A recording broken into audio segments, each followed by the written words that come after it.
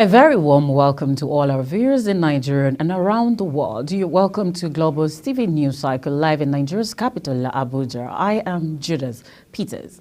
And now on the news, former First Lady Dame Patience Jonathan has pledged to support Senator Oluremi Tinubu, wife of the president, to move the country forward. Calling on other women to follow suit, Mrs. Jonathan gave the assurance on Wednesday during a solidarity visit to the First Lady at the presidential villa, Abuja. She thanked the First Lady for how far she has impacted the lives of Nigerian women. She said it was imperative for her and as the former president's wife to also support and encourage Mrs. Tinubu on things that would move the nation forward. Jonathan commended women groups for their support for President Bola Ahmed Tinubu and his wife and pleaded that they maintain their support for the government to sustain the patriotic efforts. Also, the federal government will on Thursday arraign the suspended Central Bank of Nigeria Governor Godwin Emefiele and his associate for $6.9 billion naira procurement fraud at the Federal Capital Territory High Court, Maitama, Abuja. Emefiele will be arraigned alongside a female CBN employee, Saidatu Yaro, and our company, April 1616 Investments Limited, on 20 charges of procurement fraud, conspiracy, and conferring corrupt advantages on his associate. Emefiele, who had been in detention since he was suspended from office on June 9 by President Bola Ahmed Tinubu, was accused of conferring corrupt advantages on Yaro, a director in April 1616 Investment Limited. The offense is contrary to Section 19 of the Corrupt Practices and Other Related Offences Act 2000. If convicted, Emefiele may be sentenced to 5 years imprisonment without an option of a fine. The suspended governor was also accused of awarding a contract for the supply of another Toyota Land Cruiser V8 for 7.50 million naira to the third defendant in 2018. The federal government has insisted that no federal university is allowed to charge tuition fees in the country. The Permanent Secretary, Ministry of Education, David Adejo, said this at a public hearing by the House of Representatives and HOC Committee on Student Loans in Abuja on Tuesday. Adejo said that the recent increase in charges by federal universities in the country was unfortunate. Adejo said that the charges institutions were used to pay for some of their services, including electricity bills. He faulted claims that the signing of the Student Loan Act was responsible for some of the hike in the university charges. Adejo also said that despite the charges, the universities had not been able to meet up with some of their expenses. He said that modalities had been put in place for the takeoff of the student loan scheme in the 2023-2024 academic calendar. Also, the Vice President, Kashim Shettima, has assured the International Institute of Tropical Agriculture, IITA, of federal government's partnership towards ensuring food security in the country.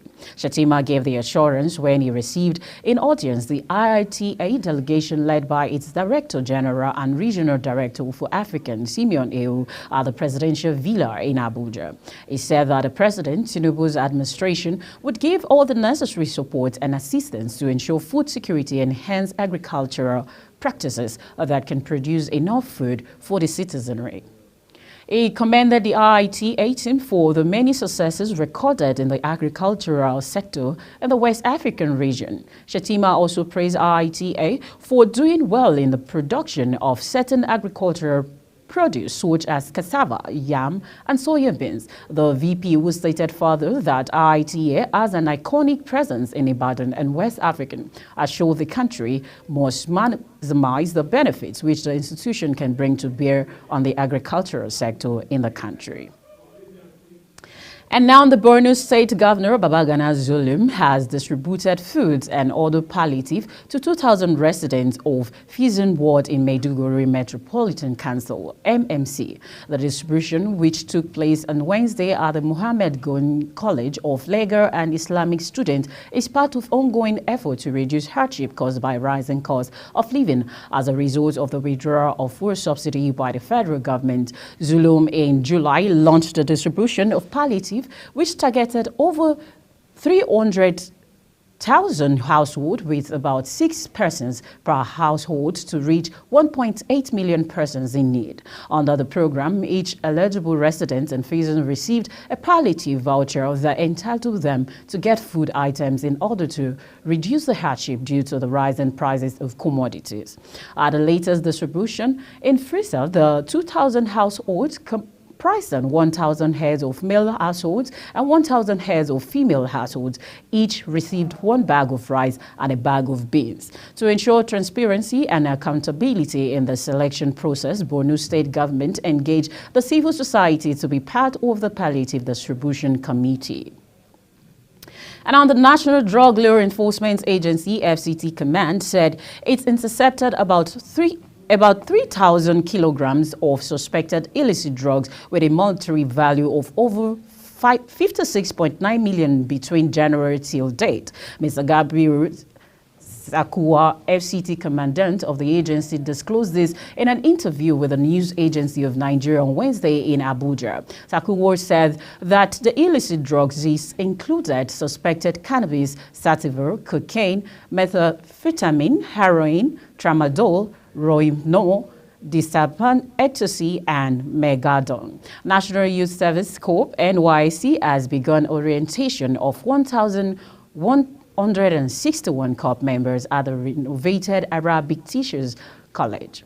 ATC camp in Borno State, the exercise slated for next Friday in Maiduguri, would hold at the 3,000 capacity camp, which has hostel as well as water and electricity supplies for the Corps members. NYC State Coordinator Mohammed Adamu stated yesterday the military, police and all the security agencies have today assured us of the security of our personnel, orientation resource person and the Corps members in the renovated camp. He noted that the resumption of the orientation was 12 years after Boko Haram began terrorism in the state. Adamu therefore alerted the fears of parents and guardians over the safety of their children and wards during their 3-week orientation.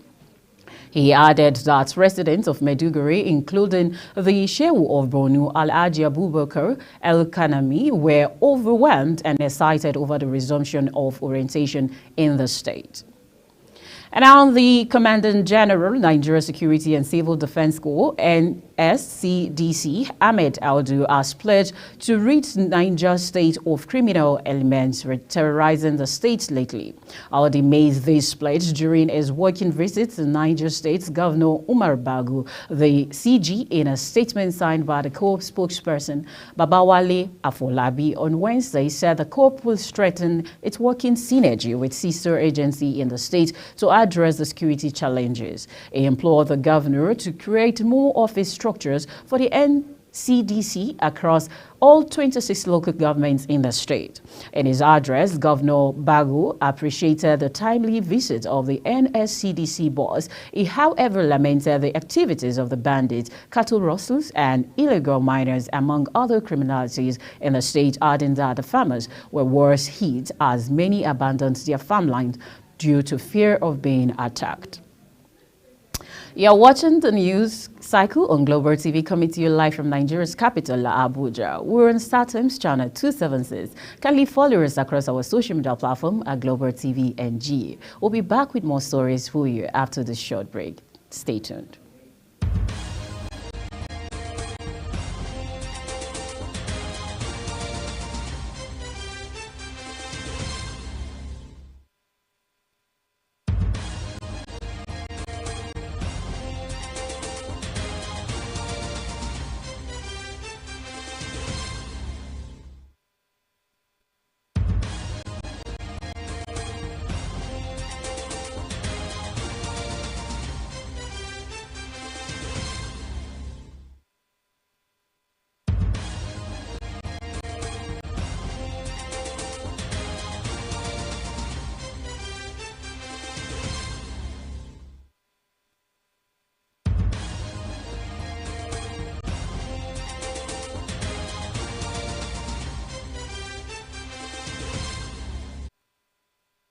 Welcome back. And, of course, there's still the news cycle on Global Television.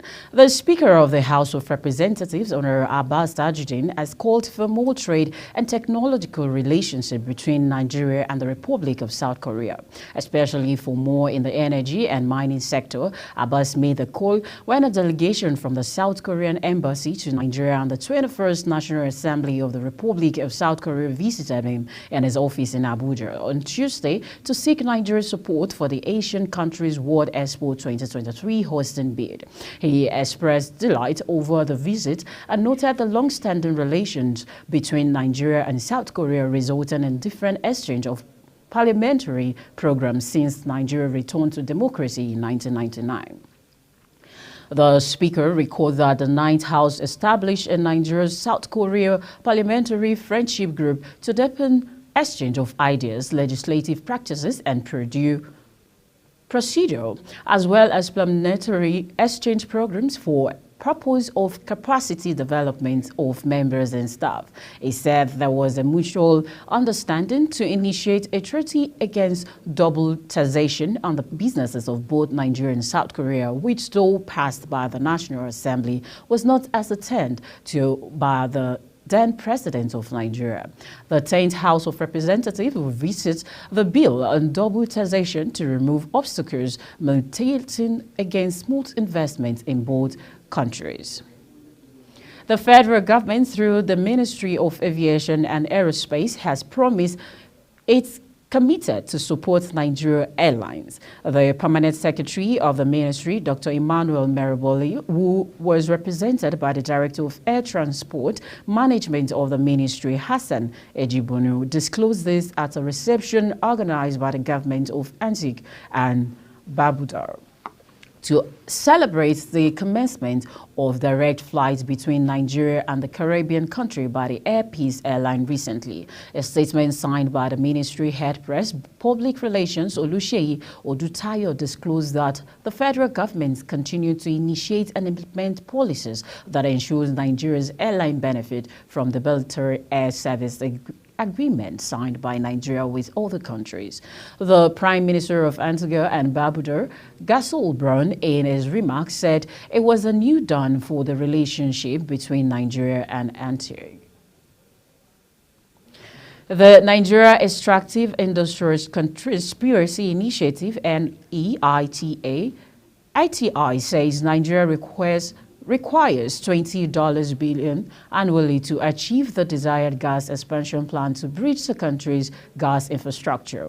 Dr. Oji Obonaya Oji, NEITA Executive Secretary at the Policy Dialogue on Nigeria's Decade of Gas Action Plan on Monday in Abuja, said given the shrinking fossil fuel investment landscape, charity was required of infrastructure to be prioritized. The dialogue was organized by the African Initiative for Transparency, Accountability and Responsible Leadership, AFRITO, in collaboration with the Natural Resource Governors Institute, NRGI. The federal government in December 2020 rolled out the National Gas Expansion Program, NGEP, to deepen the use of natural gas and make it a preferred form of cleaner, cheaper energy for both personnel and industrial use.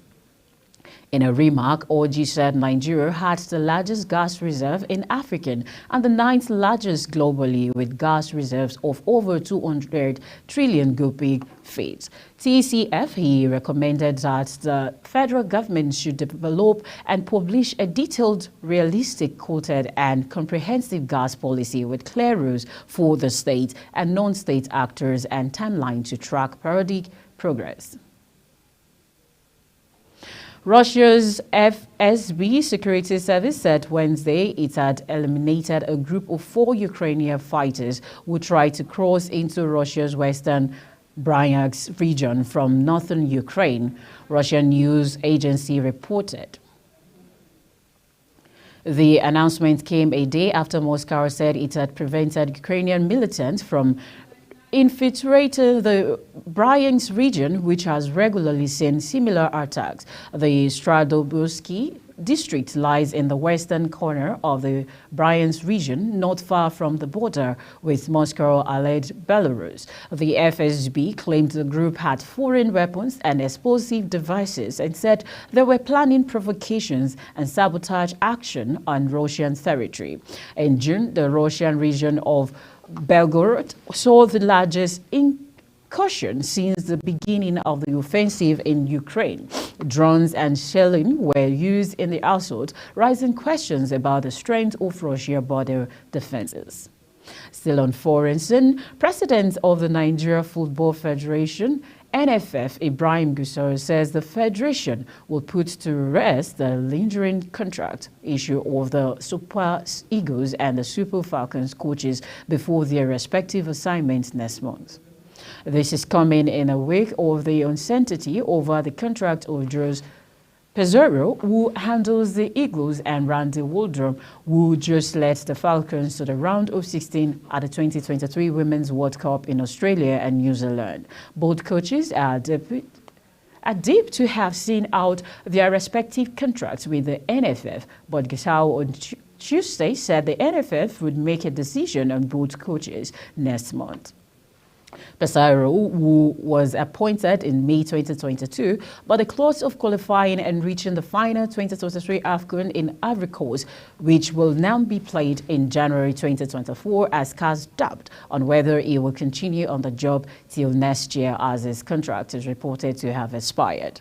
Also in sport, England have spoiled 2023 FIFA Women's World Cup co-host Australia party by booking their place in the tournament final for the first time on a historic evening in Sydney.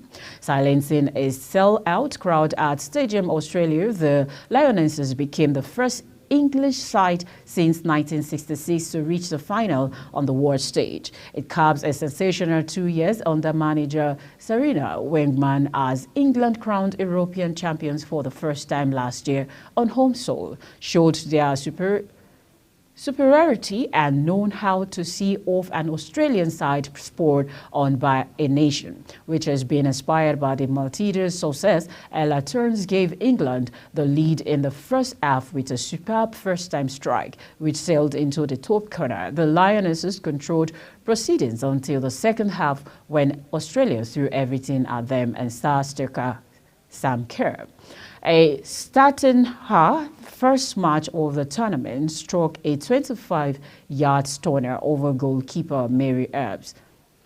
Heads to make 8-1-1, the Nigeria Football Federation has opened negotiation with Jose Peseiro over a new contract as national coach. And that's it on the news cycle on Global TV, coming to you live from Nigeria's capital, Abuja. Do well to follow us across our social media platform, and do not forget we're on StarTimes channel 276. On behalf of the production team, I am Judith Peters. Have a great evening.